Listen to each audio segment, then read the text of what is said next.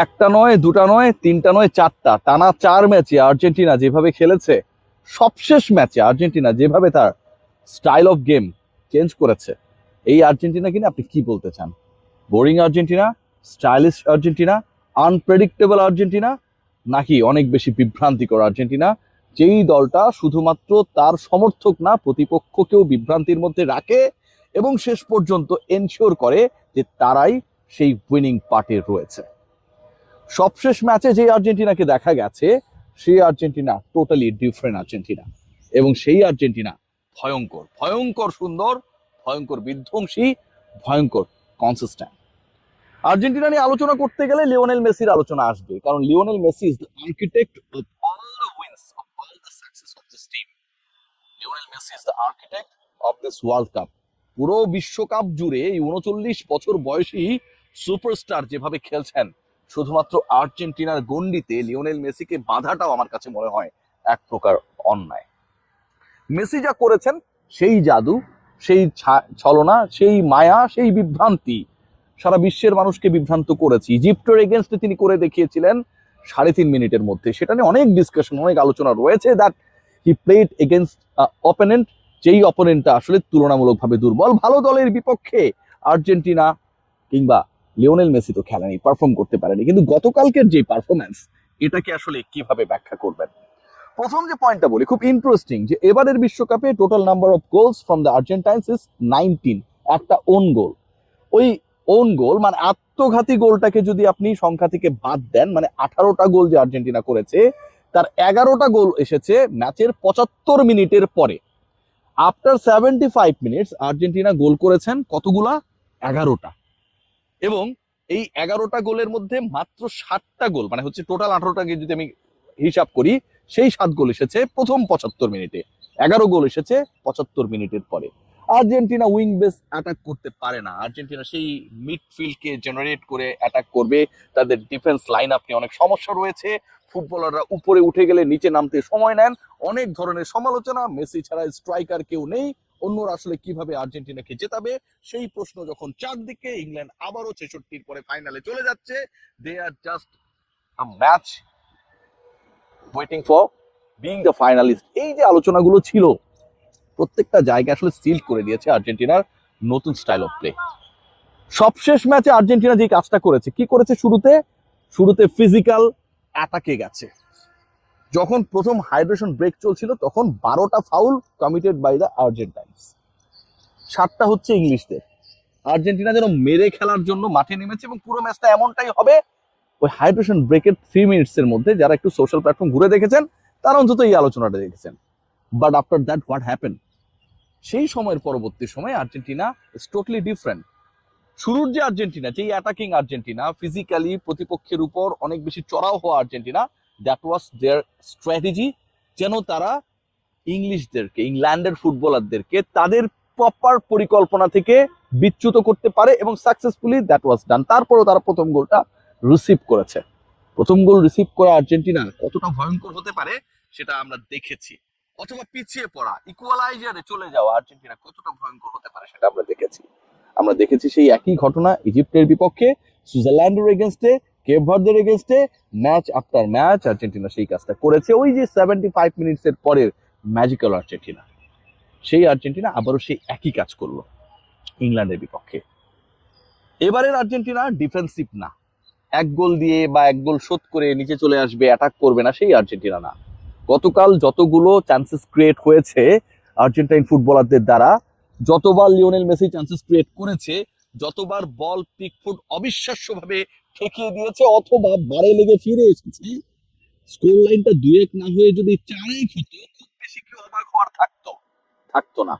এইরকম attacking Argentina তো আমরা দেখেছি, বাট এরকম অ্যাটাকিং আর্জেন্টিনা আমরা সবশেষ ম্যাচেস গুলোতে কি আমরা দেখেছি? যে আর্জেন্টিনা উইং ধরে অ্যাটাক করে, সেরকম আর্জেন্টিনাকে কি আমরা দেখেছি? সিমিওনেকে নামানো হয়েছে এই যেন রাইট উইং থেকে অ্যাটাকটাকে তিনি ঠিক রাখতে পারে।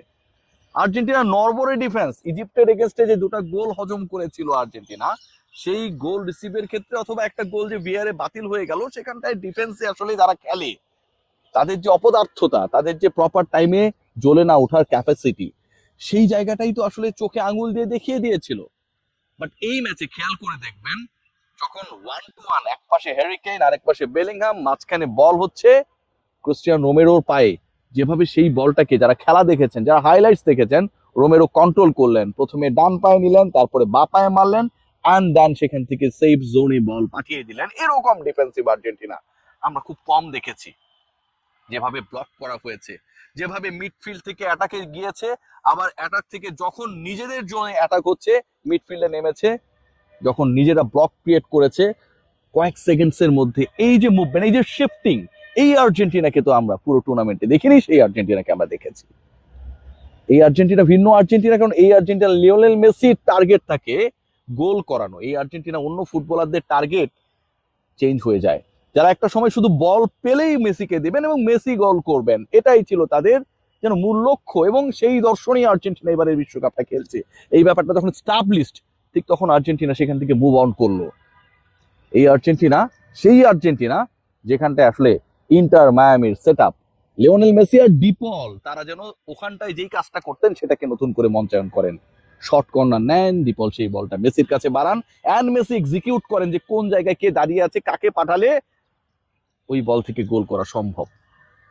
এই আর্জেন্টিনা ডিফারেন্ট আর্জেন্টিনা, কারণ এই আর্জেন্টিনা লিওনেল মেসি যিনি বাঁ পায়ে জাদু দেখিয়ে এসেছেন গত 21 বছর, তার ডান পাতাও কতটা ম্যাজিক্যাল, কতটা ইফেক্টিভ, কতটা কার্যকর, কতটা গোল স্কোরিং এর ক্ষেত্রে, অ্যাসিস্ট করার ক্ষেত্রে কাজে লাগানোর জন্য আমার কাছে মনে হয় মন্ত্রমুগ্ধকর সেই ব্যাপারটা দেখিয়ে দিয়েছেন। মেসির ডান পায়ের কারুকাজ এবারের বিশ্বকাপ দেখেছে, এবং ডান পায়ের কারুকাজে লিওনেল মেসি কতটা দক্ষ শিল্পী সেটাও দেখেছে ওই একটা ম্যাচে ইংলিশদের বিপক্ষে। খেয়াল করে দেখবেন যে সবশেষ ম্যাচে আর্জেন্টিনার যেই জায়গাগুলো নিয়ে সবচেয়ে দুর্বলতার জায়গা ছিল, সেই প্রত্যেকটা জায়গার জন্য এক একটা আনসার পাওয়া গেছে। আর্জেন্টিনা অ্যাগ্রেসিভ হতে পারে না, সেটার অ্যান্সার আমরা পেয়েছি প্রথম 23 মিনিটসে। অনেকেই বলবে ফাউল করে খেলেছে, ভাই এখানে কেউ বাচোদাত করতে জানি যে আদর করবে, খেলতেই গেছে জেতার জন্য। Foul is the part of football. Foul করেছে, আপনারা সেট পিস পেয়েছেন ওখান থেকে, পাইছেন না? সো আলোচনা ওখানটায় শেষ। ইংল্যান্ডের সাথে সোহাগরাত করতে আর্জেন্টিনা যায় নাই যে ফাউল করা যাবে না, তাই না? তো ভালোবাসতে যেহেতু যায় নাই, ওখানটায় মারামারি তো হবেই ভাই। আপনারাও মারামারি করতেন, নো প্রবলেম। মারামারি is a part of game. আমরা এর আগেও দেখেছি জার্মানির কাছে আর্জেন্টিনা, মারাদোনা কিভাবে মার খেয়েছিল 90-তে, আমরা দেখেছি না? রেফারির নির্লজ্জ হস্তক্ষেপের নমুনা আমরা দেখেছি না? পেনাল্টিতে শেষ পর্যন্ত আর্জেন্টিনার পরাজয় আমরা দেখেছি না? দেখেছি তো।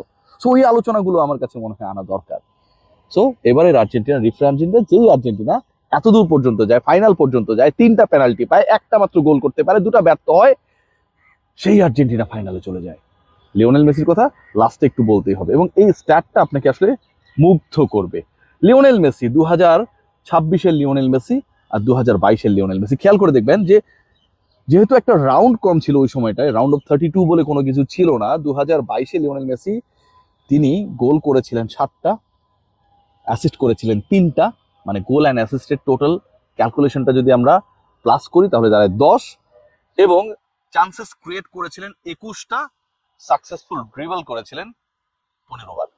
2026-এ লিওনেল মেসি গোল করেছেন 8টা, একটা বেশি, এখনো একটা ম্যাচ বাকি কিন্তু 22-এর থেকে। অ্যাসিস্ট করেছেন 4টা, এখনো একটা ম্যাচ বাকি 22-এর থেকে। চান্সেস ক্রিয়েট করেছেন 26 বার, 5 বার বেশি 2022-এর থেকে। আর সাকসেসফুল ড্রিবল করেছেন 24 বার, 9 বার বেশি ফাইনালের আগেই 2022-এর থেকে। এই লিওনেল মেসি আর এই আর্জেন্টিনাকে আটকানোর ক্ষমতা কার আছে? লিওনেল মেসি আর আর্জেন্টিনা একবারই আটকে ছিল সৌদি আরবিয়ার বিপক্ষে। তারপর থেকে যেভাবে অদম্য গতিতে এগিয়ে চলছে, এই শিরোপাটা তাদের প্রাপ্য, কারণ এই আর্জেন্টিনা ফ্ললেস।